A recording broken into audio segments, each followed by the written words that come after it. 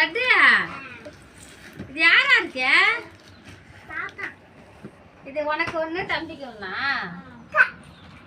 இது வாங்குற காசு உங்க அப்பா உங்க அம்மாவும் ஒரு வீடே கட்டிடலாம் உங்க 2 பேருக்கும் இல்ல?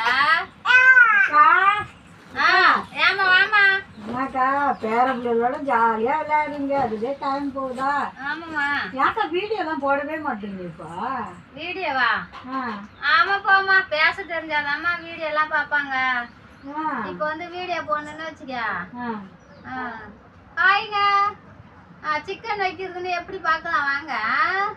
ஹாய்ங்க, மட்டன் வைக்கிறது எப்படின்னு சொல்றேன் வாங்க பார்க்கலாம்.